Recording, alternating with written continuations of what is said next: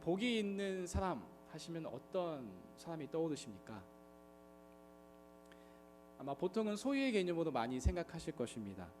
자녀가 많은 사람을 우리는 다복하다 말하고, 어렸을 때부터 집안에 재산이 넉넉했던 사람은 유복한 집에서 자랐다고 말합니다. 무언가를 많이 가지고 있는, 많이 소유하고 있는 사람을 보통 세상은 복이 있다라고 말합니다. 반면에 무엇인가를 가지지 못한, 소유가 좀 부족한 사람들을 좀 박복하다고 표현하기도 합니다. 자녀가 없거나 재산이 없거나 하는 일들마다 잘 풀리지 않는 사람을 복이 없다고 말하기도 합니다. 그렇다면 성경은 과연 어떤 사람이 복이 있다고 이야기할까요? 정답은 바로 이 설교 제목에 나와 있습니다. 읽는 자와 듣는 자와 지키는 자가 바로 복이 있는 사람이라고 이야기합니다. 어째서 읽는 자, 듣는 자, 지키는 자가 복이 있는 사람인가에 대해서 오늘 말씀을 통해서 함께 확인하시고, 오늘 제목처럼 우리 모두가 다 하나님의 말씀을 읽는 자, 듣는 자, 지키는 자로 살아가기를 소망합니다. 오늘 1절 말씀을 우리 같이 함께 다시 한번 읽어보겠습니다. 시작.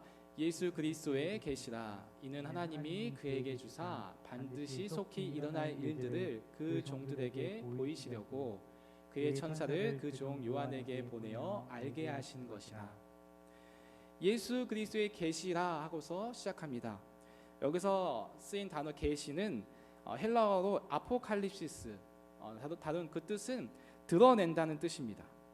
계시해주는 계시자가 그 계시를 받는 사람에게 이 숨겨져 있는 사실을 밝히 드러내어 알려주는 것을 뜻합니다. 이어서 하나님께서 이 예수 그리스도의 계시를 하나님이 그에게 주었다라고 이야기합니다. 하나님께서 요한에게 준 것은 반드시 속히 일어날 일들에 관한 것이었습니다. 요한계시록은 예수님께서 사도 요한에게 감추어진 하나님의 구속 계획을 드러내 보여주신 것입니다. 사람들은 미래의 일을 알고 싶어합니다. 불안하기 때문이죠. 미래에 대한 수많은 예측과 통계들이 있지만 확실하지는 않습니다. 앞으로 그럴 것이다, 그럴지도 모른다라는 예측에 불과합니다. 우리가 미래를 알 수 있다면 어떻게 살아가게 될까요? 사람들은 저마다 미래를 대비한다고 말하면서 보험도 가입하고 연금 등에도 가입합니다. 만에 하나 모를 일에 대비하기 위해서 이것저것을 다 준비하는 것이죠. 그 마음속 기저 속에는 우리 마음속에 있는 불안함, 또 두려움들이 작용하기 때문일 것입니다. 바로 미래를 모르기 때문이죠. 바둑이나 장기를 두시는 분들은 좀 더 이해가 쉬울 것입니다. 몇 수 앞을 내다보는 사람은 당장 눈앞에 보이는 기물을 취하는 것이 아니라 더 큰 그림을 그려가면서 그 상황과 그 현재 앞에만 몰두하지 않고 조금 더 인내하고 지켜보면서 기다리게 되는 것이죠. 미래를 안다는 것은 굉장히 큰 힘이 될 수 있습니다. 그런데 그 미래를 우리에게 이미 알려주셨다고 이야기합니다. 현재를 뺀 앞으로의 일만이 아니라 현재를 포함해서 앞으로 일어나게 될 일, 반드시 나타나게 될 일에 대하여 요한에게 계시로 알려주셨다고 말씀하고 있습니다. 하나님께서 예수 그리스도를 통해 교회와 세상에 반드시 행하실 일을 요한이 먼저 보게 되었고, 그것을 기록하여 우리에게 알려주고 있는 것입니다. 요한이 보고 듣고 받은 것은 하나님께서 주신 것입니다. 그리고 반드시 일어날 일과 속히 일어날 일에 대한 것입니다. 분명하고 확실하다는 것이죠. 이 일은 속히 일어날 것이라고 말합니다.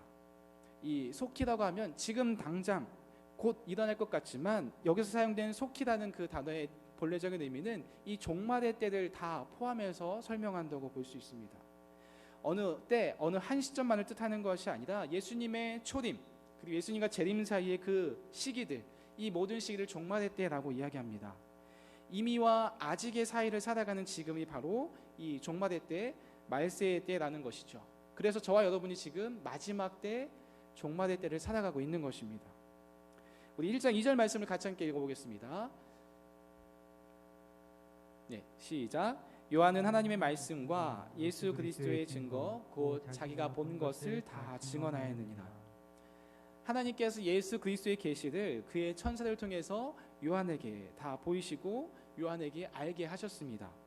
그리고 요한이 알게 된 그 계시의 내용을 증언하였고 그 내용을 기록으로 남기게 된 것입니다.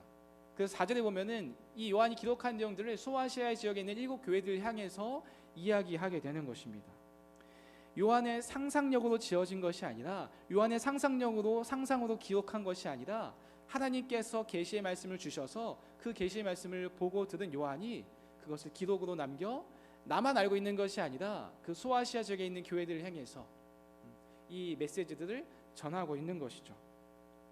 그래서 과거와 현재와 미래를 주관하신 하나님께서 지금부터 앞으로 장차 일어날 일들에 대해서 이미 다 요한에게 보여주셨고, 요한이 기록된 그 요한계시록의 내용을 통해서 우리는 지금부터 장차 우리가 일어날 일, 이 말세의 때 일어날 일, 벌어질 일들에 대해서 우리는 읽고 들으면 알 수 있게 된다는 것이죠. 우리 3절 말씀을 같이 함께 읽어보겠습니다. 시작. 이 예언의 말씀을 읽는 자와 듣는 자와 그 가운데에 기록한 것을 지키는 자는 복이 있나니 때가 가까움이라. 읽는 자라는 것은 개인적으로 내가 성경을 읽는다라는 것을 말하기보다는 공적인 예배의 시간에 성경을 봉독하는 것을 의미합니다. 당시 유대인들은 회당에 모여서 누군가 낭독자의 그 성경 낭독을 통해서 하나님의 말씀을 들었습니다. 오늘날은 우리가 다 이 성경 말씀을 다 하나씩 가지고 있고 또 스마트폰을 통해서 성경 말씀을 언제든지 찾아볼 수 있지만, 당시 2000년 전에는 이 성경이 귀하였고 흔히 볼 수 있는 책이 아니었기 때문에 이 회당에 모여서 낭독자가 이 성경을 낭독했었을 때 그 낭독된 메시지를 통해서 하나님 말씀을 귀로 듣게 된 것입니다. 그래서 낭독자가 성경을 소리내어 읽으면 나머지 분들은 귀로 듣는 것, 그것을 바로 오늘 본문에서는 읽는 자와 듣는 자라고 표현하고 있다고 볼 수 있습니다. 이 요한계시록의 내용은 앞에서도 얘기했지만 이 교회 공동체 내에서 함께 읽고 함께 들어야 할 책입니다.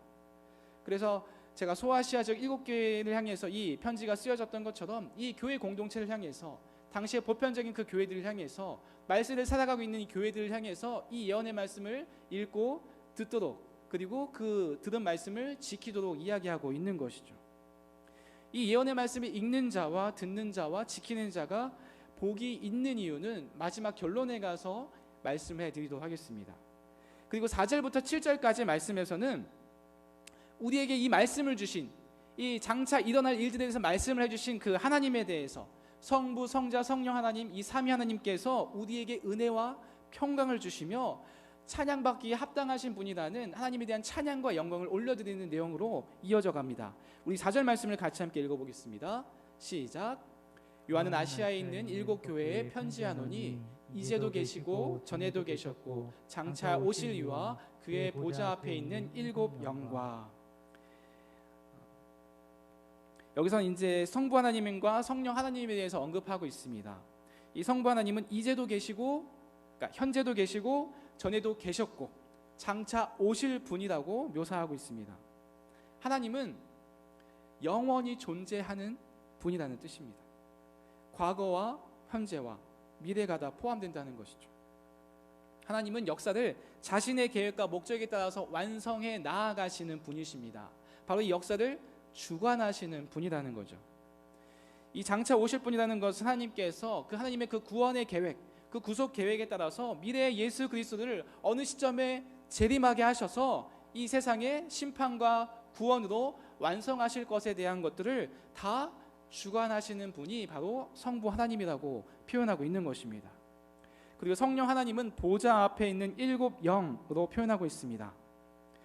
이 스가랴 4장의 배경을 알고 이 내용을 보아야 합니다. 하나님께서 스가랴 선지자에게 7개의 가지에 7개의 등잔을 가진 등대와 2 감람나무를 보여주셨습니다. 스가랴는 그 환상의 내용이 무슨 내용인지 잘 이해하지 못했습니다. 스가랴가 잘 이해하지 못해서 그 내용에 대해서 묻자 하나님께서 그 내용을 설명해 주셨습니다. 7 등불은 온 세상에 두루 다니는 여호와의 눈이라고 말씀해 주셨고, 2 감람나무는 기름 부음 받은 자 둘이니 온 세상의 주 앞에 서 있는 자라고 가르쳐 주셨습니다. 7 등불과 눈은 성령님을 의미하고 2 감람나무는 성령의 충만함을 입고 성전 건축을 완성할 당시의 지도자, 스룹바벨과 대제사장 여호수아를 말하는 것이었습니다. 이 스가랴의 환상은 하나님께서 그 지도자 스룹바벨과 여호수아에게 그 성령을 부으셔서 그 성전 건축을 완성케 하실 것이라는 내용을 스가랴에게 먼저 보여주신 것입니다. 스가랴 4장 6절에 이렇게 말씀합니다. 힘으로 되지 아니하며 능력으로 되지 아니하고 오직 나의 영으로 되느니라.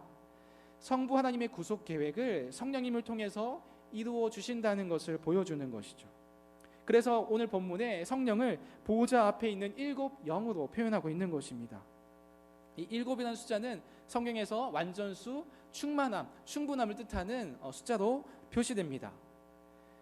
우리 1장 5절과 6절 말씀을 함께 같이 한번 읽어보겠습니다. 시작. 또 충성된 증인으로 죽은 자들 가운데에서 먼저 나시고 땅의 임금들의 머리가 되신 예수 그리스도로 말미암아 은혜와 평강이 너희에게 있기를 원하노라. 우리를 사랑하사 그의 피로 우리 죄에서 우리를 해방하시고 그의 아버지 하나님을 위하여 우리를 나라와 제사장으로 삼으신 그에게 영광과 능력이 세세토록 있기를 원하노라. 아멘. 이제 성자 하나님에 대한 내용들을 굉장히 많이 표현하고 많이 다루고 있습니다. 충성된 증인으로 죽은 자들 가운데에서 먼저 나시고 땅의 임금들의 머리가 되신 예수 그리스도라고 5절에 설명합니다. 먼저 예수 그리스도 성자 하나님은 충성된 증인이라고 표현합니다. 충성된 증인이 되기 위해서는 이 악의 세력에 대항하여 죽을 각오로 증언하라는 용기가 필요합니다. 법정에서 증언을 하는 것을 한번 생각해 보시면 좀 더 이해가 편할 것입니다. 증인으로 그 법정에서 증언하는 것이 굉장히 쉽지 않다고 합니다. 왜냐하면 보복에 대한 두려움, 혹시나 내가 증언한 것에 대해서 피해가 오지 않을 것에 대한 두려움이 있기 때문에 증언하는 것을 꺼리는 것이죠. 하지만 우리의 구원자가 되시는 예수 그리스도께서는 제사장으로서 희생의 죽음을 통해 하나님과 우리 사이를 중재하셨고 타협하지 않는 충성스러운 증인으로 하나님 나라와 복음에 대해서 증언하셨고 또 증언하실 뿐만 아니라 그렇게 살아가셨습니다. 그래서 십자가에 나무에 달린 십자가에 죽으셨지만 그래서 패하셨던 것처럼 보이지만 죽음을 이기시고 부활하심으로 사망과 권세를 이기심으로써 이 세상을 통치하시는 만왕의 왕 만유의 주로서 지금도 하늘 보좌 우편에서 이 세상을 우리를 다스리고 통치하시는 분으로 계십니다. 또한 예수님은 오늘 본문에서 두 번째 예수님은 죽은 자들 가운데서 먼저 나신 분이라고 이야기합니다. 예수님은 부활을 통해 죽음을 이기셨습니다. 죽음을 이기시고 부활의 첫 열매가 되시는 예수님은 믿는 자들의 참 소망이 됩니다. 왜냐하면 우리도 예수를 믿는 우리도 예수 그리스도와 같이 함께 부활에 참여하여 부활할 것에 대한 기대와 소망이 있기 때문이죠. 그렇기 때문에 믿는 자들은 죽음을 두려워하지 아니하고 그 십자가의 길을 가게 된 것이죠. 그 믿음의 선조들이 히브리서 10장 11장에 수많은 믿음의 선조들이 등장하고 있지 않습니까? 그리고 오늘 본문의 세 번째로 예수님은 땅의 임금들의 머리가 되신다고 이야기합니다. 예수님의 주권은 땅의 모든 왕들, 주권자들을 포함하고 있습니다. 지금도 교회와 세상을 통치하시는 왕으로 존재하시는 것이죠. 그래서 지금도 우리를 다스리시면서 세상을 움직이고 계십니다. 그러나 하나님께서 원수들을 심판하시고 우리의 눈에는 세상의 통치자들이 지금도 우리 사는 세상을 주관하고 있는 것처럼 보이지만 하나님께서는 언젠가 때가 차면 원수들을 심판하시고 교회가 승리하도록 역사를 주관하시며 이끌어 가실 것입니다. 우리가 세상에서 환난을 당하지만 담대하라고 말씀하고 있습니다. 이미 예수님께서 승리하셨기 때문입니다. 그의 피로 또한 우리를 구속하셨다고 말합니다. 하나님께서 우리를 사랑하셔서 그의 피로, 그의 생명으로 우리를 사셨다고 이야기하는 것이죠. 예수님의 죽으심과 부활하심을 통하여 우리를 나라와 제사장으로 삼으시고 하나님을 예배하는 자로 부르셨습니다. 하나님의 영광을 위해 믿는 자들을, 택함받는 자들을 구속하시고 왕과 제사장으로 삼으셨습니다. 하나님의 백성들이 왕과 제사장으로 섬김을 통해서 하나님의 영광을 성취해 나가도록 지금도 믿는 자들을 택하여 부르시고 계신 것이죠. 하나님이 어떠한 분이시며 우리에게 행하신 일에 대해서 우리가 알게 되면 우리는 자연스럽게 하나님을 찬양하게 됩니다. 하나님을 노래하게 됩니다. 만왕의 왕 만유의 주, 나의 주권자가 되시고 나의 주인이 되시며 나의 전부가 되시고 나의 모든 것이 되시며 그 세상 그 누구도 나를 그리스도 사랑에서 끊을 수 없다는 고백과 찬양이 흘러나오면서 지금 내 눈앞에 있는 현상과 상황에 주목하는 것이 아니라 하나님께서 나를 어떻게 선한 길로 더 인도하실지에 대한 기대와 소망을 가지고 때로는 힘들고 어려워도 참고 견디면서 나아가는 것이죠. 그래서 하나님의 말씀에 순종함으로 나아가게 되는 것입니다. 당시의 시대적 배경 속에서 여러 가지 박해와 믿음을 저버리게 만드는 유혹과 시험이 참 많았습니다. 로마의 압제 속에서 수많은 박해를 받는 그 와중에서 그 신앙을 버려야만 살 수 있도록 했던 수많은 박해와 어려움들이 있었습니다. 그런 시대적 어려움 가운데서도 믿음을 지키고 증언하는 일을 계속해 나가도록 요한은 자기가 보고 들은 것을 증언하고 그 기록된 메시지를 통해서 교회들을 향해서 끝까지 이 믿음의 길을 나아가도록 권면하고 있는 것입니다. 7절 말씀에 보면 예수님께서 구름을 타고 오신다고 표현합니다. 이 구름은 구약에서도 자주 등장했던 표현인데 바로 하나님의 임재와 하나님께서 함께 하신다는 것을 보여주는 그 장면이죠. 시내산에 하나님께서 임재하실 때 성막이 완공된 후에 성막에 가득한 구름을 통해서 이 하나님께서 보여주신 그 신적인 위엄과 영광을 이 구름을 통해서 표현하고 있는 것입니다.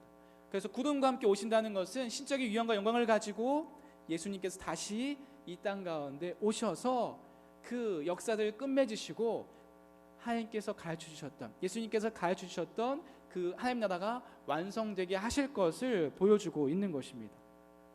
또한 7절에 그 찌든 자들이 볼 것이라는 말은 예수님 당시에 예수님을 십자가에 못 박은 사람들만이 아니라 예수님을 믿지 않는 모든 사람을 포함하여 예수님을 배반한 자, 모든 죄인들이 그 임재하실 그분을 보게 될 것을 표현하고 있습니다. 그리고 이방 민족이 회개하고 하나님의 백성이 되어 세계 복음화가 완성될 것을 이 7절의 말씀을 통해서 표현하고 있는 것이죠. 예수님의 재림은 하나님의 구속 역사의 완성으로 예수님을 배반하고 칼로 찌른 자들을 하나님의 은혜로 구원하는 것이죠. 바로 저와 여러분과 같은 죄인들을 택하셔서 우리도 하여금 회개의 눈물을 흘리며 다시 하나님의 은혜로 구원하게끔 하시는 것이 바로 하나님의 계획이자 그 하나님의 마지막 완성의 때에 나타날 모습이라는 것입니다. 하나님이 크신 은혜와 강구하는 그 심령을 부어주실 때 사람들은 자신의 죄를 깨닫고 회개하며 애통하는 눈물을 흘리게 될 것을 표현하고 있습니다. 이러한 회개는 예수님께서 처음 오셨을 때부터 마지막 재림할 때까지 계속해서 벌어지는 현상 중에 하나가 될 것이며 마지막 최종적으로 완성되게 될 것입니다. 그리고 마지막 8절 말씀입니다. 우리 8절 말씀 같이 함께 읽어보겠습니다. 시작. 주 하나님이 이르시되 나는 알파와 오메가요 이제도 있고 전에도 있었고 장차 올 자요 전능한 자라 하시더라. 8절은 모든 내용을 증명하는 도장과 같습니다. 이제도 있고 전에도 있었고 장차 올 자 전능하신 분으로 말씀합니다. 이 알파는 헬라어의 알파벳 첫 글자이고 이 오메가는 헬라어 알파벳의 가장 마지막 알파벳 글자입니다. 이 알파와 오메가라는 것은 처음과 나중 되시며 그 안에 있는 모든 것을 다 포함하는 표현이기도 합니다. 하나님은 처음부터 마지막까지 그 역사를 주관하시는 분으로 지금도 역사하시고 살아계시며 앞으로도 그 일들을 해나가실 분이라는 것을 뜻하고 있습니다. 하나님께서 말씀하시고 보여주신 계시의 말씀은 반드시 이루어진다는 것을 확증하며 표현하고 있는 것이죠.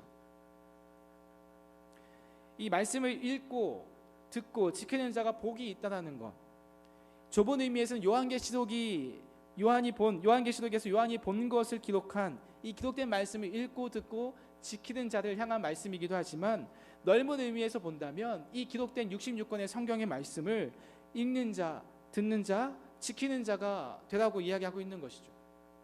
내가 원하는 것만을 선택적으로 취하여서 취사 선택하는 것이 아니라 내가 보았다면, 내가 읽었다면, 내가 들었다면 그 말씀을 그대로 지키는 자가 복이 있다고 이야기하는 것입니다. 우리가 취사 선택하여 내가 할 수 있는 것만을 택하여 지킨다면 우리는 유대 지도자들과 결코 다를 바가 없습니다.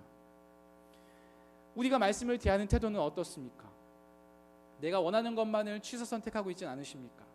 내가 듣기에 좋은 말씀만을 골라서 이거는 지켜야지, 이거는 좀 지키기 힘든 말씀은 좀 거리를 두고 나중에 해야지. 혹시 이렇게 말씀을 가려서 우리가 선택하여 듣고 있진 않으십니까? 기록된 말씀이 서로 사랑하라 말씀하면 우리는 서로 사랑해야 합니다. 기록된 말씀이 회개하라 말씀하면 우리는 회개하는 자리로 나아가야 하는 것입니다. 내가 하고 싶은 것, 내가 할 수 있는 것만을 지키라고 말씀하지 않습니다. 잘 되지 않더라도 말씀에 순종함으로 의지적인 결단을 내리며 나아가는 것입니다. 웨스트민스터 소요리 문답에 보면 은혜의 방편, 하나님께서 우리에게 은혜를 주시는 그 수단으로 세 가지를 언급합니다. 말씀과 성례와 기도입니다. 그 말씀 부분을 살펴보면 하나님의 말씀을 통해서 우리는 그 말씀을 온전히 지킬 수 없다는 것을 깨닫게 됩니다.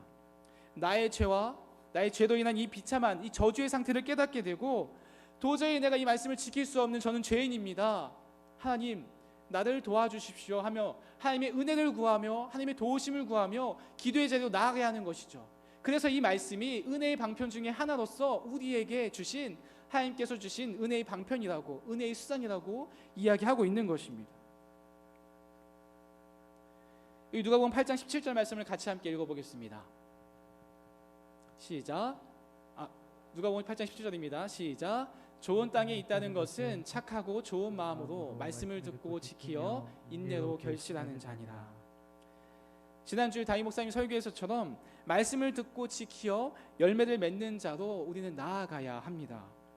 우리가 하나님 말씀을 들을 때 필요한 준비는 무엇일까요? 말씀을 듣는 자리에 참석하는 것입니다. 내일부터 우리는 성경 통독 수련회로 또 함께 말씀을, 신약성경을 쭉 읽어 나가고자 합니다. 여러분들도 시간이 되는 대로 하나님의 말씀을 듣는 자리로 나아오시기 바랍니다. 주일 예배뿐만 아니라 수요 집회, 새벽 기도회, 이 성경 통독 수련회, 말씀을 볼 수 있는 자리라면 얼마든지 사모하는 마음으로 가서 함께 말씀을 듣고 하나님께서 우리에게 무엇을 말씀하시는지, 하나님께서 나를 위해서 행하신 일들이 얼마나 크고 위대하신지, 하나님께서 내게 베푸신 그 은혜와 평강이 얼마나 놀라운지를 듣고 보셨으면 좋겠습니다. 그리고 그 말씀을 있는 그대로 지키며 나아갔으면 합니다. 우리가 듣는 설교의 말씀이 성경 말씀에 비추어서 과연 그러한가 살펴야 합니다. 살핀 말씀이 분명한 확실한 진리라면 믿음과 사랑으로 진리의 말씀으로 받아들여야 합니다. 또한 그 말씀을 마음에 간직하며 우리의 삶 가운데 적용하고 실천함으로써 그 열매를 맺어 나아가는 삶으로 나아가는 것이죠. 하나님은 말씀하시는 분이십니다. 요한을 통하여 지금부터 장차 일어날 일들에 대하여 말씀하셨습니다. 그리고 그 말씀하신 성부, 성자, 성령 하나님은 우리를 구원하시려는 계획을 가지고 우리를 위하여 일하시는 분이십니다. 처음과 나중 되시며 역사를 주관하시고 약속의 말씀을 장차 완성하실 분이라고 성경은 분명하게 이야기하고 있습니다.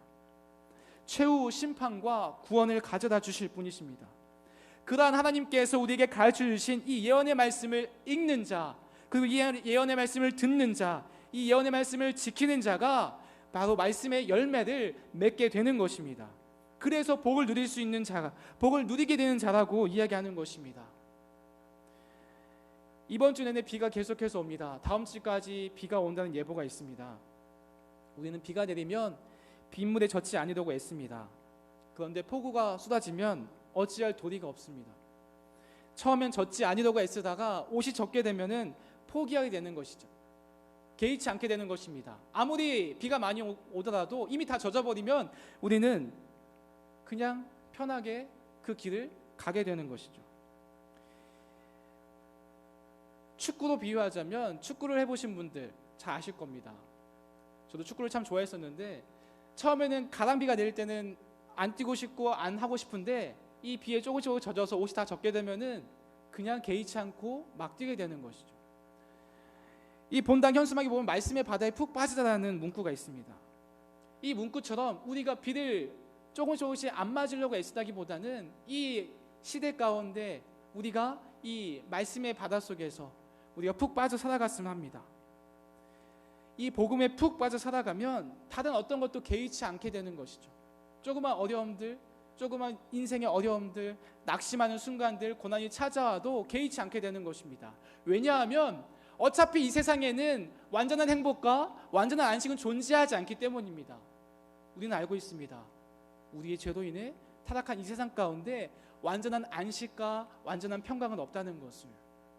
그렇기 때문에 조그만 어려움들, 조그만 시험이 찾아오더라도 우리가 그것을 인내하며 견딜 수 있는 것은 이 땅 자체가 온전하지 않기 때문입니다. 온전한 것은 오직 하나님의 말씀을 붙잡고 살아가는 자들에게만 허락된, 하나님께서 택한 자들에게만 허락된 것이기 때문에 우리는 그 말씀을 믿고 살아가는 것이죠. 그래서 우리가 복음에 젖지 않으려고 어떻게든 적당히 살아가려고 하다 보면 더 힘이 들게 됩니다. 세상에도 걸치고 복음에도 걸치고 살아가는 게 오히려 더 힘들다는 것이죠. 어느 정도 적당히 믿으려고 하는 것이 우리를 더 힘들게 한다는 것입니다. 복음은 진리이자 하나님의 능력이기 때문에 우리가 그 능력을 제한할 수 없습니다. 성경은 분명하게 말씀하고 있습니다. 복을 받든 저주를 받든 둘 중 하나를 받는다고 이야기합니다. 복과 저주의 어느 중간쯤 회색지대를 만들어 놓고 거기서 머물며 살라고 이야기하고 있지 않습니다. 구원을 받든 심판을 받든 둘 중 하나라고 이야기합니다. 이 마지막 때에 일어날 일들을 기록한 것을 읽고 들으며 지키는 자가 복이 있다고 이야기합니다. 영화나 드라마를 볼 때 제 아내는 줄거리를 먼저 찾아보고 영화를 봅니다. 저는 그렇게 되면 긴장감도 떨어지고 이미 다 알고 있는 내용을 보면 무슨 재미로 그 영화나 드라마를 볼까라는 생각을 하게 됩니다. 이미 그 과정, 그 결과, 위기 다 알고 있으니까 별로 재미가 없을 거라고 생각하는 것이죠. 영화나 드라마의 줄거리를 다 안다면, 그 큰 흐름을 다 안다면 우리는 긴장하거나 가슴을 졸이며 영화를 보기보다는 마음 편하게 그 이야기를, 그 영화를, 그 드라마를 볼 수 있습니다. 스토리를 알고 보면 감동이 떨어지는 것이 아니라 준비를 하고 대비를 하게 되는 것이죠. 성경의 이야기, 이 성경 속에 등장하는 수많은 이야기들과 우리의 실제 삶에 대한 이야기가 담긴 성경은 말씀합니다. 모든 과정과 모든 결과를 알려주는 내용이 여기 있다고. 마지막 때에 살고 있는 우리에게 어떠한 모습으로 살아가야 할지, 어떠한 일이 일어날지 이미 여기 속에 다 있다고 알려주고 있습니다. 와 보라고, 와서 들으라고, 와서 읽으라고, 읽고 듣고 보면서 너희가 어떻게 살아가야 할지를 결단하라고 성경은 말씀하고 있습니다. 우리의 인생은 재미로만 살아갈 수 없습니다. 다 알면 재미가 없지 않겠느냐라고 생각하는 사람이 있을 수도 있습니다. 하나님 말씀대로 살아간다는 것은 재미가 없다는 것이 아닙니다. 여러분이 지금까지 살아오신 그 신앙생활을 한번 곰곰이 생각해 보시기 바랍니다. 과연 재미가 없으셨나요? 기쁨과 즐거움이 없으셨습니까? 그런데 여기까지 오셨습니까? 아닙니다. 분명히 하나님께 주신 기쁨과 즐거움이 있으셨을 겁니다. 때로는 힘들고, 때로는 낙심이 들고, 때로는 좌절을 경험하실 때도 있었지만 주님께서 주시는 그 기쁨과 평안이 있었기 때문에 지금까지 여러분이 오신 것입니다. 그리고 앞으로 여러분의 그 인생 가운데 장차 오실 때까지 여러분의 인생을 주관하시며 이끄시고 인도하실 분이 바로 하나님이라고 말씀하고 있습니다. 읽는 자와 듣는 자, 지키는 자는 각각 독립되는 어떤 사람을 이야기하는 것이 아닙니다. 읽는 자는, 그 예언의 말씀이 읽는 자는 동시에 듣는 자입니다. 또한 그 읽고 들은 말씀을 지키는 자로 나아가는 것입니다. 그러한 자가 복이 있는 사람입니다. 소유의 여부를 따라서, 내가 가진 것이 많고 적음을 따라서 복의 있고 없고를, 복의 여부를 결정하는 것이 아닙니다. 모든 과정과 결말을 알고 분명한 확신 가운데 현재를 믿음으로 살아가며 앞으로를 대비하는 자가 복이 있는 사람입니다. 열매를 맺는 사람입니다. 반드시 이루어질 일을 알고 가는 것이기에 그것을 준비하고 순종하며 나아가는 자는 분명히 그 약속의 말씀, 그 예언의 말씀을 성취하고 또한 분명한 확신 가운데 그 열매를 맺게 될 것입니다. 우리는 이미 알고 가는 길이기에 준비할 수 있습니다.